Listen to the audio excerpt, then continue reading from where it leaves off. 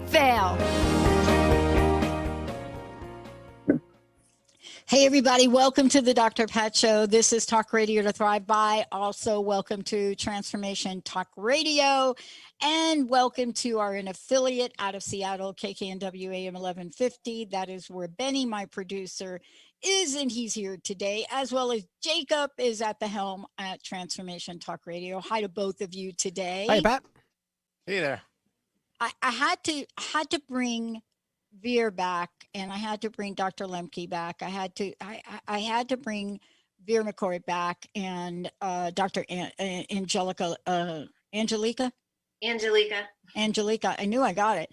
Angelica Lemke back. I had to bring them back. The first part of the conversation, part one, was, and I'm just going to see if I can hold it up, but I know if you're on Facebook, Jacob's got this covered, right? If you're looking at the book, it's Liberating Yourself from Lyme, an integrative and intuitive guide to healing Lyme disease. And this is part two of the book. There are a lot of things that we did talk about, but there are also a lot of things we didn't talk about.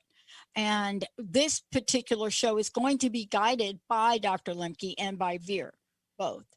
But there are a few things that I want to talk about. And I just want to bring us to our pop culture for the moment.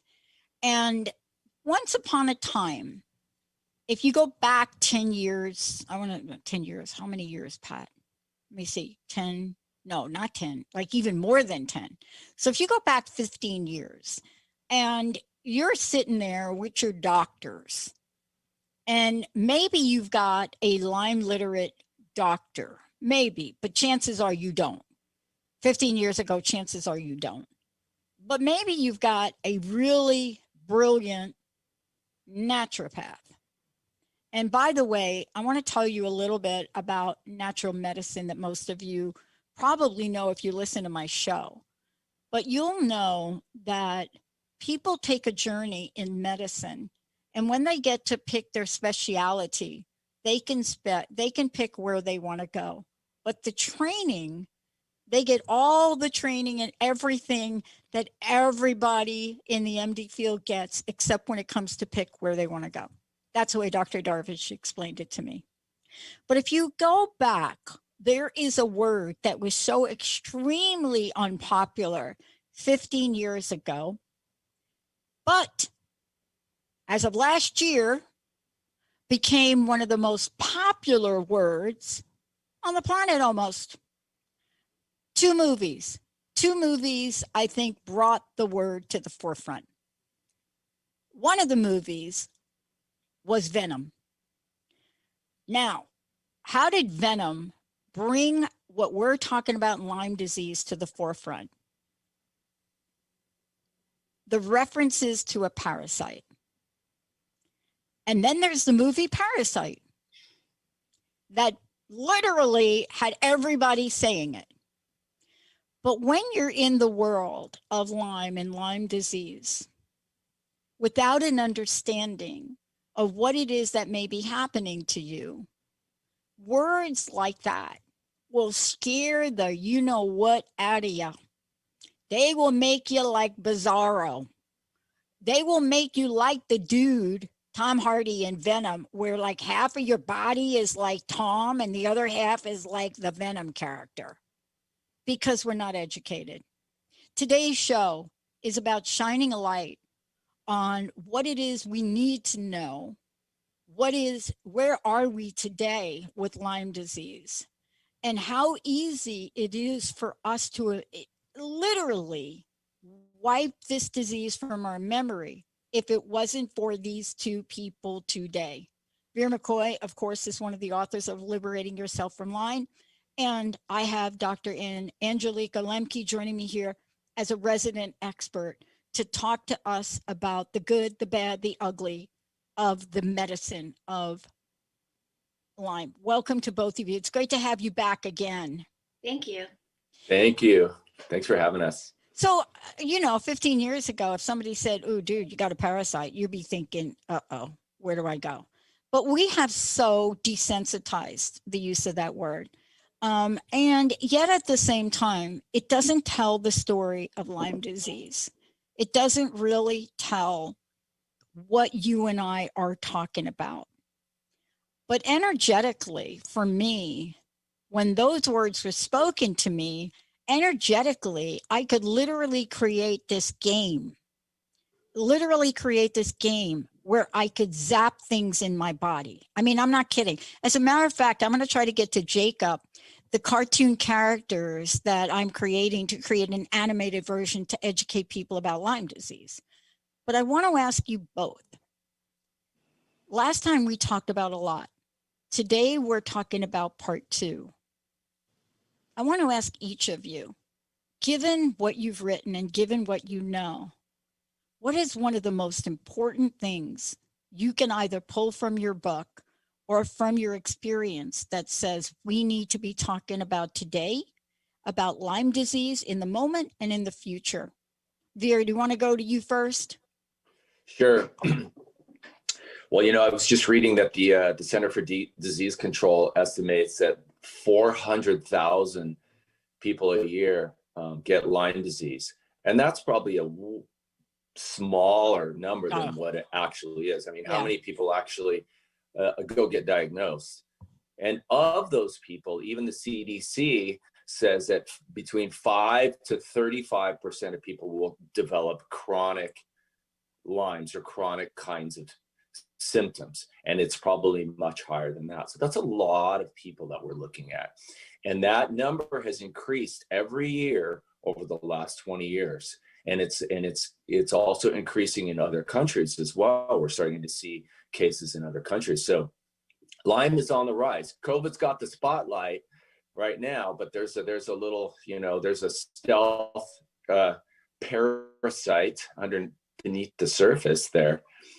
And it's interesting that you say the word parasite, because really I think that people should think of Lyme disease as like a parasite, in the sense that the bacteria itself lays these little eggs. It turns into this little cyst, and those little cysts lie dormant, and they can lie dormant for up to a year, and then they hatch when the coast is clear. So it creates this ongoing cycle of what people are calling chronic or sort of persister Lyme, with this hatching cycle that just takes years to sometimes get a hold on. And it's just like a parasite in that way.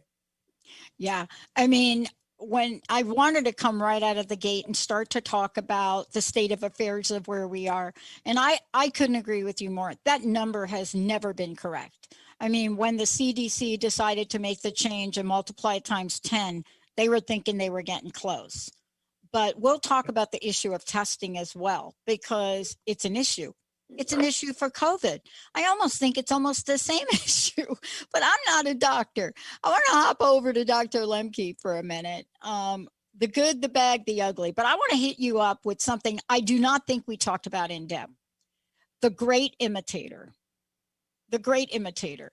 Look, Linda and I, in a hospital in New Jersey, not going to call him out, not today because I've already done it, in a hospital in New Jersey with a relative in the bed who wasn't going to go to the hospital, who had 3 occurrences of Lyme disease in the summer, literally was not functioning. You could see him almost on the verge of dying. And they did not have a clue. And generally, when people are in the hospital and you're not educated and you're watching a loved one just keep going down that spiral, you don't know what to do. But unfortunately for them, and fortunately for him, Linda and I were there. And both of us looked at the nurse and the doctor and everybody in the hospital, and we said, you need to test him for babesia now. You need to test him. And it took 4 conversations and us yelling to say, you need to test him now and get him on doxycycline. And even after that, we were told right to our face, because I think they thought we were pretty ignorant, yeah, he's got 98% of his babesia, 98%. But that's kind of rare. And I pull up on the map, New Jersey, and the percentages of babesia. So Dr. Lemke, this was a year ago. Right. So the great imitator used to be called syphilis, right? Yes. And I forgot syphilis that. is comparable to Lyme. It's hard to trust numbers these days. There's so many numbers thrown about.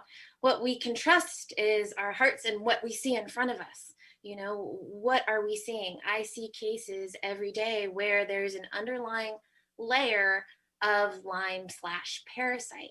I'd love your opening topic on the word parasite, because there's so much that can be said about that. It is a scary word, and most people associate it with international travel, and I come back with a parasite, but they don't realize that here in the States we have plenty of parasites, and Lyme and co-infections would fall into that category.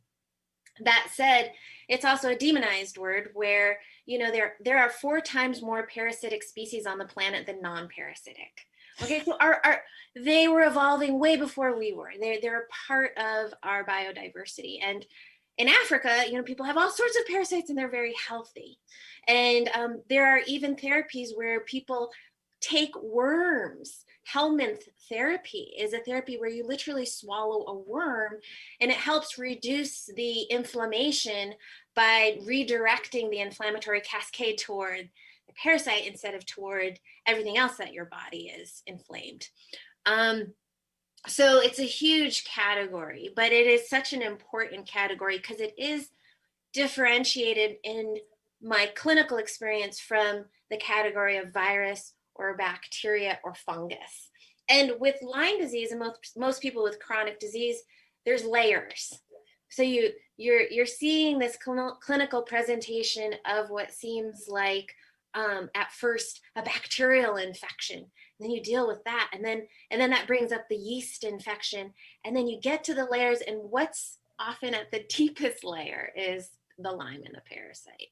It's often like, you know, at this kind of, you know, and Vir, maybe you can speak to this, like almost primal core level of our body that does not want to evolve. And Vir has an amazing perspective on how you would view and look at a parasite. Yeah, Vir, and I want to get to you on this because both of you nailed it. I never understood when Dr. Darvish says, we've got to peel apart the layers. I didn't really understand what you just said, Dr. Lemke, about why you have to peel the layers to get at it. Because if you have not taken care of your body for like a long time, there are other things going on in there, right? But Vir, from your perspective, you know, you're the co-author of this book, right? There's so much in here that you share from a personal journey, but also from a healing perspective. You know, a lot of the things that you and I talk about, which along the journey were seen as experimental, but highly effective. So I'd love to hear your perspective on this. Yeah. So, and Angie alluded to parasites as being a sort of a symptom of, we can say our inner ecology is somehow off. It became really apparent to me as I was starting to heal from Lyme that the parasitic component and the actual parasite part of it, you know, there's some interesting studies done by Alan B. McDonald, who got a bunch of money to look at deceased patients who had died of multiple sclerosis. And in all these MS patients, he found this little parasite, a little roundworm called Strongyloides. But within the roundworm, he found Lyme disease. He found Borrelia living within these worms in a symbiotic relationship. And we see this in nature. We see all sorts of symbiotic relationships like that. So in this case, it's like, is it the chicken or the egg? So with parasites and with Lyme, what it does is it begs the question of how you have to look at it in two ways. We have to look at it physically. Of course, we want to kill it and get it out, but we also have to look at it on what I call like an emotional or energetic level. If we look at the idea of a parasite, what does a parasite do? A parasite feeds on you with lack of an adequate return, right? You're not getting any kind of return there. So maybe in some sort of symbiotic relationships, the parasite actually does give you some sort of return. like Angie spoke of helmet therapy, where they're using in allergies and things like that. Yeah, I don't know what that was. Keep going. Okay. But yeah, but So, this is so we have really, this I mean, I energetic. love bringing us forward, because one of the things I really love is the references to 15 years ago, and you really representing in your book the entire journey of this and what you've discovered. I mean, I don't think you left anything out, but you know, I had to start with the word parasite for a reason.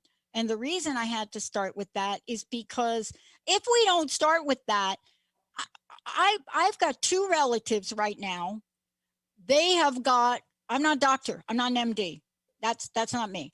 But I got two relatives, right, Vir, from your experience, right, that I'm looking at, and they are not getting better, and they are fatigued. And I mean, I could go through the list, and now they're on some kind of anti-inflammatory, methotrexate or something, and they're not getting better. And I finally said to one of them, you live in New York. You've got to find a doctor that's going to give you the right test. And they look at me and they said, what do you mean the right test? See, I forgot what the journey was like. So when you say to somebody the right test, they don't know what you're talking about. But when you say, look, this may have a parasite, ain't nobody going to listen to you. So we've even had to find the language, but the three of us can talk about this, because the fact that it is a parasite is kind of exciting. The fact that we know, Vir, what you're sharing in the book is kind of exciting, because we're not just talking about Lyme disease. For those of you out there, if you got a question here, 1-800-930-2819, please give us a call. We're not just talking about this. We're talking about this because there's hope now, right? Or not? There's hope. All right. There is hope. I was sick from Lyme from 2001 to 2009 or so. So it's been 10 years. I've been absolutely symptom free from that, and you know, not dealt with it. There's absolute hope, but it's you got to get on top of it. Lyme becomes like a roto-rooter. It asks you to get strong on many levels, physically, emotionally, you know, your immune system. You got to get it all to really knock Lyme out. Yeah. Yeah. I want to talk to you both about the part of the book that we didn't really dive into last time, and that is the solution part. I want to really jump to healing foods. I want to talk about, you know, herbal antibiotic. I want to really get into this, because we didn't talk about some of the solutions that you guys found. And here's what I want to say before we jump into this. If you guys are listening to me today, please don't go run out and buy something without consulting somebody that knows what they're doing. So if we're talking about a solution today, like for me, I got to tell you, Lyme disease, no disease, I have a cocktail that I love, intuitively love, and I take. That's not for you to run out and go get it. This is not, Dr. Lemke will tell you, this ain't no one size fits all. This is not something off the shelf, right? But let's talk about some of this. And let me start with you, Dr. Lemke, about what I just said. See, what I learned, and I started in 04, 05, I finally found Dr. Darvish. What I learned is, just because I go in today to Dr. Darvish and we do this layer and I get some kind of homeopathic, it doesn't mean I'm going to come in the next time and get it. So can you address the layering factor of this and how this is not a one size fits all? Absolutely. And that's really the perspective of individualized and often alternative medicine. We'll look at the individual and what they're presenting with. So there will be cases where somebody is really presenting with a diagnosis of Lyme, but really it's something else. I've seen people with a diagnosis of Lyme for 10 years, and it's something else it's a viral infection. That's the problem. So you have to look at the clinical presentation as well as the labs, because the labs will show you one thing, and you gather as much information as possible to be a detective for yourself or for who you're working with. And so the clinical presentation often of, you know, Lyme has a certain, you know, achy joints and headaches and sensory sensitivities and all sorts of mental and emotional imbalances. Whereas, an intestinal parasite has the clinical presentation of, itchy butt during the full moon. That doesn't sound very fun, does it? Cravings that are cyclical, and even kind of feelings of aggression and violence often comes up with parasite symptoms. With viral symptoms, the picture is going, doing. I've got to do everything. And that feeling of being on my cell phone and making task lists and like being up all night and my brain can't rest, right? And then we take antioxidants and zinc and we take a rest, and then maybe we get a cold and we get over it, right? And then for bacterial infections, it's stinky, smelly, pussy stuff. Often the mental picture of a bacterial infection is a lot of anger and self-hatred. So you gather both the clinical picture and what's in front of you on labs, whether it's stool tests or blood tests, and you really, really need to kind of separate what is most bothering this person in the moment for your family members who are really struggling. Often with parasites, the lesson is, if it was parasites, is they have to figure it out also themselves. There's a certain amount of effort that they have to make to heal themselves, asking everybody around you to do everything for you. What I love about Vir's book is he gives a very fleshed out examples of the parasitic behaviors and how we manifest that. And so the manifestation of that is being in relationships and we just take, that's we're the meta representation of this tiny little creature where we're just we're trying to kind of be parasitic. And how can we look at our lives in that broader perspective and really work at on all those levels? It is not just killing all of these things, because we can't kill necessarily. We have to sometimes find where they can be in symbiosis, because truly all of these layers balance each other out, and at the same time we have to move through them with grace too. So I hope that wasn't too complicated. No, this is what I want to talk about. I don't know if we're going to get to put some of the imagery up that I created for this game that I wanted to produce about this. It's still in progress, but here's what I want to say about this is it's not a game, but our understanding of everything we're talking about today. We've got to do the job, Vir, that you did in bringing this down to a level that people get. And that's what's so great about the book, Liberating Yourself from Lyme, an integrative and intuitive guide to healing Lyme disease. Before we continue, I want to stop for a moment. And then I want to talk about, when we come back, I want to talk about what you discovered along the way to becoming you. I want to talk about the foods. I want to talk about, some of the pharmaceutical and herbal things, right? I want to talk about, like, why is it I'm attracted to a cocktail of Gotacoba, Argentine 99, and juniper? Why in God's name would anybody think about any of those things? But when we come back, we'll break it down and talk about what we could share with people so that they know they have, my gosh, the widest range of possibilities now. If they could just get in the hands of a person like you, Dr. Lemke, that could help them. This is really the key. Let's take a short break, but before we do, how do we find out about each of you? Vir, how do we get a copy of your book? You can get a copy of the book. It's on Inner Traditions Publishing.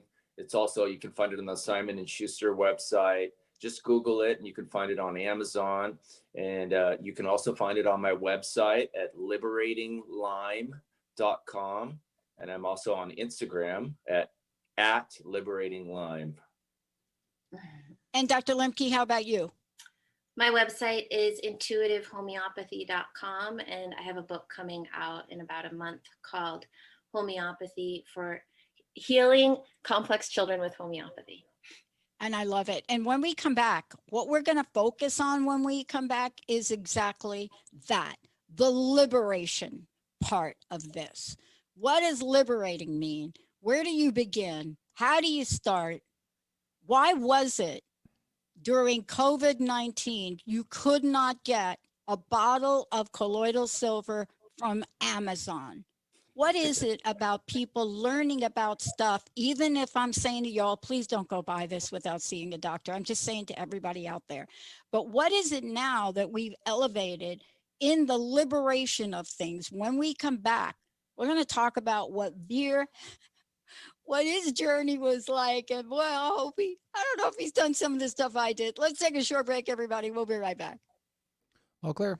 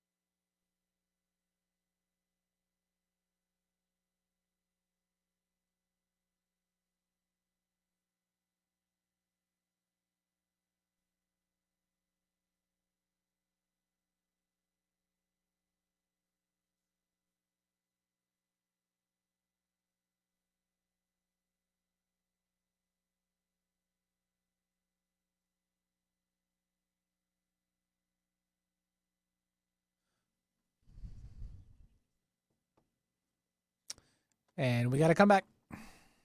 Stand by.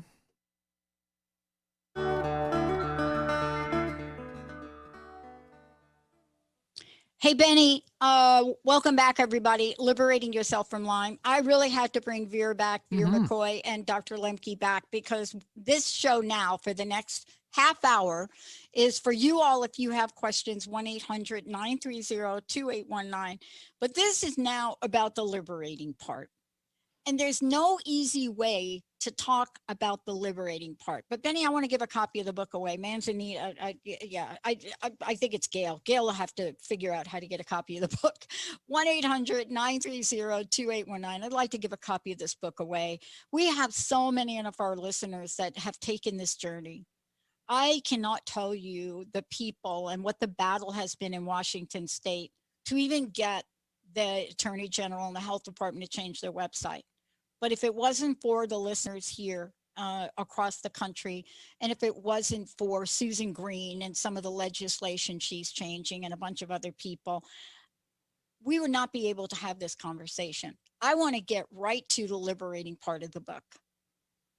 Liberating is a good word, but liberating is a journey. And Vir, I want to start with you. You could have called this book anything, but you didn't. So liberating has to be about your journey, what you tried, what you discovered, what worked, the advice you got, people like Dr. Lemke. So tell us about the liberation part of this. Yeah, this is the most important part. So as I said previously, from 2001 to about 2009, I was sick. And so in addition to doing a bunch of different remedies and things and lots of foods, and we can get into all of that, really the most important medicine came to me was in, I think it was the summer of 2008. And as you know, and people dealing with Lyme will know, is that you'll do anything. You don't care what it is. You just want it to stop. So you're willing to do anything. So I decided I was going to go out to the desert by myself for 10 days and get to the bottom of why I was sick.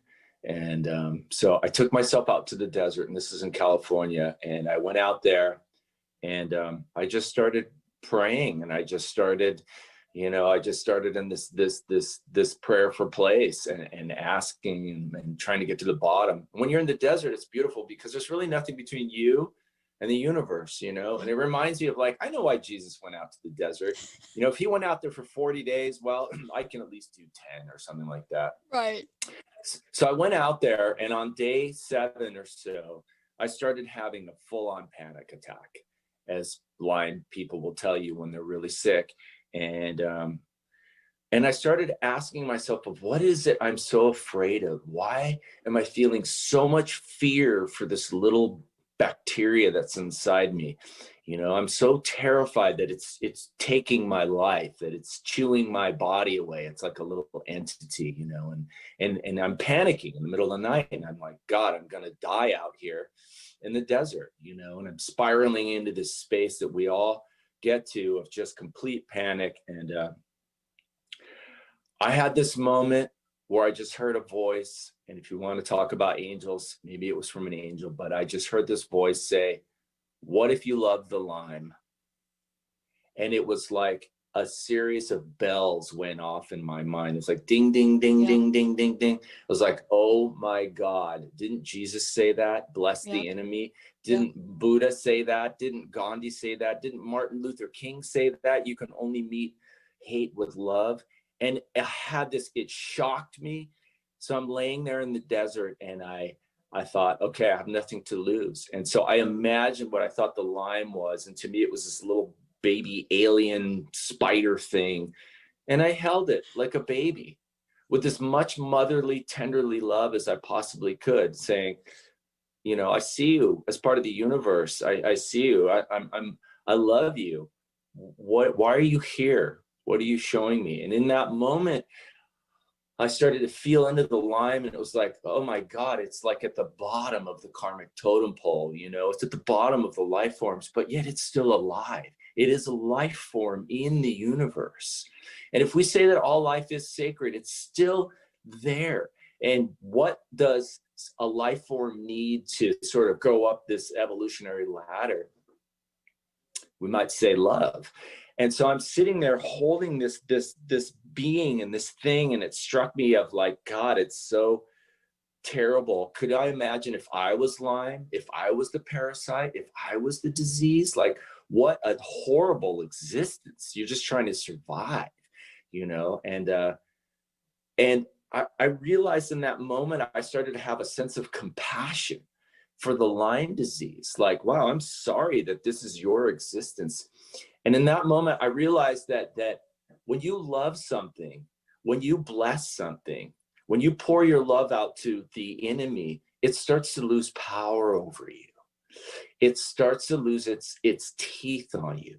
And in that moment, out in the desert, I realized that just like in martial arts, when you bow to somebody, you look them in the eye and you say, I see you, I love you, I see you as part of the universe. Now I'm going to cut your head off. Now get the hell out of my body right now. So it becomes this fire, this burning out, this, and in my book, the mantra is thank you, Lyme disease, for showing me where I'm not in my power. Bless it and burn it. After I came out of the desert, I was pretty much done. I mean, it was just a few months of taking some remedial things, but I had flipped that switch in my mind. And so I say to your listeners, this becomes your number one tool. If you have to face the fear with love, try blessing the enemy. This is number one. And number two is fire. That what is it that's dampening our fire? What is it that's keeping our own immune systems from roasting it out? And this is where we can get into the foods, the medicines, the immune boosting kinds of things. But but I agree with you. One. And that was where the word liberation. Yeah. I agree with you completely. Came to me. That's the word. Resentment is a number one offender. It does not get us much of anything. And, you know, I mean, what you're talking about, Vir, is brilliant, because what it does is it clears the energy for imagination, for solution, for possibility. And there's nothing more challenging when you have Lyme or any disease, but Lyme in particular, when all of your energy is going into the anger or into the resentment or into the sadness or even into the pain. And so that first step, that dissipates the cloud that's preventing a solution and a possibility, isn't it? So let's talk about some of this. Yeah. Because I'm not kidding when I talk about things like colloidal silver. There are certain things that are really right for me, and they're still right for me today. And I'm going to say it again to everybody, please don't run out and buy this unless you're working with a doctor. But for people, you have to go down the journey. I didn't just wake up today and talk about colloidal silver. I went through years of this. Take us on the journey on how we discover what one of these homeopathics, conventional antibiotics, Dr. Lemke, take us on a journey with some of the language that we now should be familiar with in the discovery of some of these healing modalities and solutions. When I think of healing modalities and solutions, we talk about a range that we range from very strong treatments that are killing, and they are that get out, like that anti-energy, and you need the antibiotics and the antiviral and the anti-parasitics, you know, and it's that punch, you know, which sometimes we need, because sometimes these energies, these pathogens, they are forcing themselves in, and you need to use some forcefulness to get them to go as well. And so having absolutely, you know, no strong biases towards this or that modality, being very open to whatever will serve you in that. And so sometimes you need like surgery, sometimes you need force, and sometimes you need just love. Yeah. On the other end, sometimes we need a real spiritual shift in our mentality, and that's the most powerful thing. And then everything in between, you know, things that are on the energetic level, vibrational level, and is homeopathy. You know, homeopathy is our remedies that are from plant, animal, mineral substances that are diluted, and they're given for the disease that they would otherwise create if they were given in toxic or material form. So there's homeopathics, and there's tons of herbals, and Vir has that all listed. And then on the very physical plane, there's food and exercise, and it's the whole gamut from the surrender to love to the pharmaceuticals, on the other hand, that we have to embrace, you know, and then bringing in our hearts. You know, I feel like a big part of the liberation that Vir talks about, and intuitive is a word on his book as well, is following our hearts, you know, and a lot of it is a mind game. And if we can kind of get into where our heart is guiding us, our heart and our bodies are very intelligent. We have to trust our bodies. Yeah. They will guide us.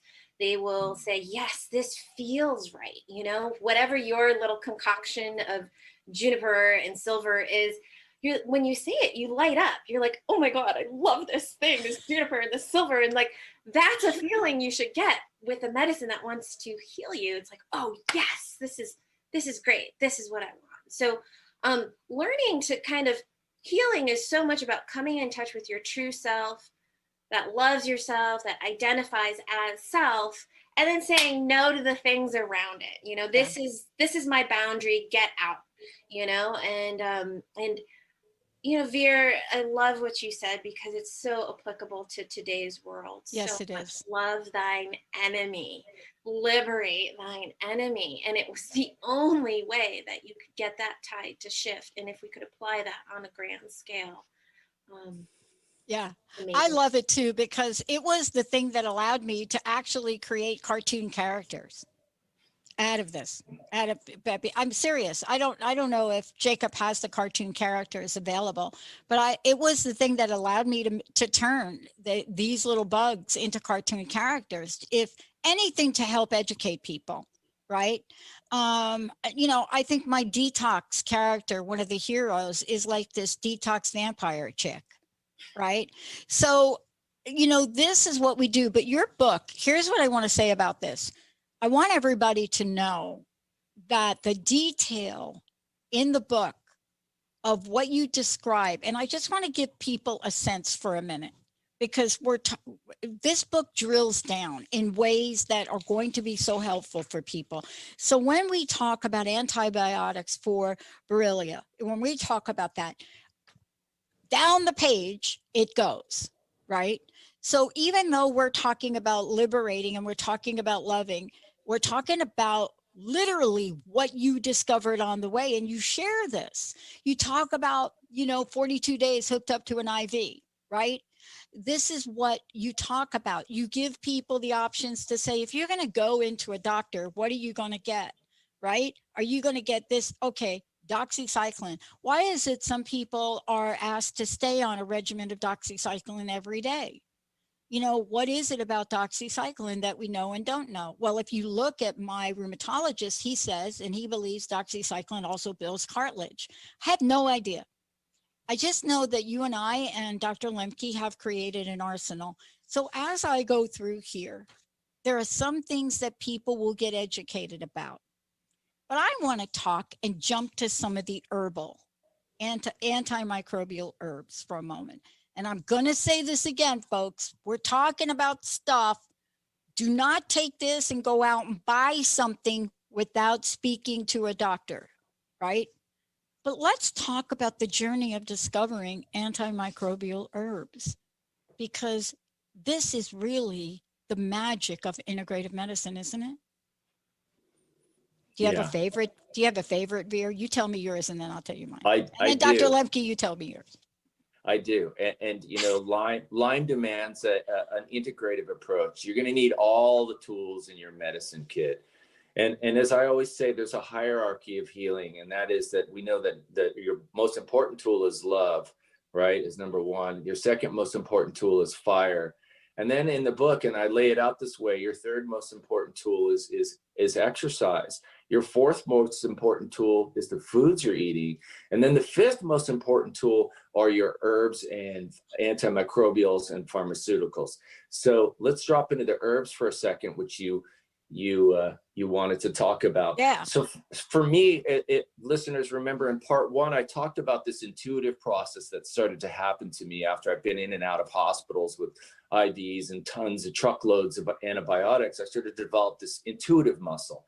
And basically, I became my own medical intuitive to a degree. I started to be able to see inside of myself. I started to see remedies coming to me, and I started to get, you know, images, smells, sensations, tastes, cravings for things.